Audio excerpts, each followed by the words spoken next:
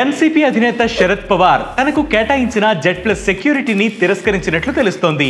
తనకు ఎలాంటి ముప్పు ఉందో అంచనా వేశాక సెక్యూరిటీపై నిర్ణయం తీసుకుంటారని సమాచారం.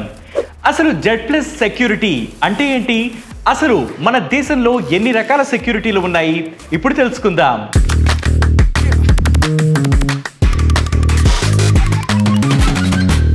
భారతదేశంలోని రాజకీయ నాయకులు, క్రీడాకారులు, మత పెద్దలు, కళాకారులు, వ్యాపారవేత్తలు వంటి వివిఐపీలకు మరియు హై రిస్క్ వ్యక్తులకు సెక్యూరిటీ ఇవ్వబడుతుంది.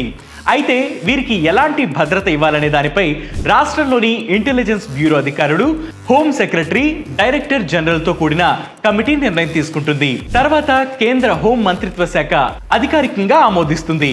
ఇలా మన దేశంలో మొత్తం 5 రకాల సెక్యూరిటీలు ఉన్నాయి. ఎక్స్ లెవెల్ సెక్యూరిటీ, ఇది దేశంలోని 5వ భద్రతా స్థాయి. ఇందులో 2 ఆర్మీ పోలీస్ ఆఫీసర్లను సెక్యూరిటీగా నియమిస్తారు. ఇక వై లెవెల్ సెక్యూరిటీ, ఇది 4వ భద్రతా స్థాయి. వై లెవెల్ సెక్యూరిటీలో 2 ఎన్ఎస్జీ కమాండోలు మరియు పోలీస్ సిబ్బంది, మొత్తం 11 మంది ఉంటారు. ఇక జెడ్ లెవెల్ సెక్యూరిటీ, ఇది 3వ అతిపెద్ద భద్రతా స్థాయి.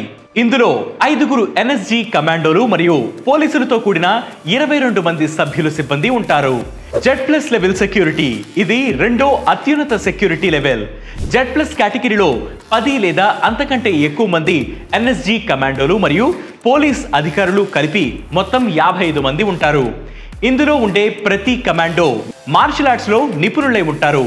ఈ సెక్యూరిటీలో ఒక బుల్లెట్ ప్రూఫ్ వాహనాన్ని కూడా కేటాయిస్తారు. ఇక ఎస్పీజీ లెవెల్ సెక్యూరిటీ, ఎస్పీజీ అంటే స్పెషల్ ప్రొటెక్షన్ గ్రూప్.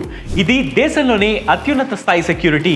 భారత ప్రధాని, మాజీ ప్రధానులు మరియు వారి కుటుంబ సభ్యులకు ప్రపంచవ్యాప్తంగా ప్రతి చోట ఈ స్థాయి భద్రత కల్పిస్తారు. మాజీ ప్రధానమంత్రి ఇందిరాగాంధీ మరణించిన తర్వాత నుంచి ప్రధానమంత్రులకు ఈ స్థాయి రక్షణ కల్పిస్తున్నారు.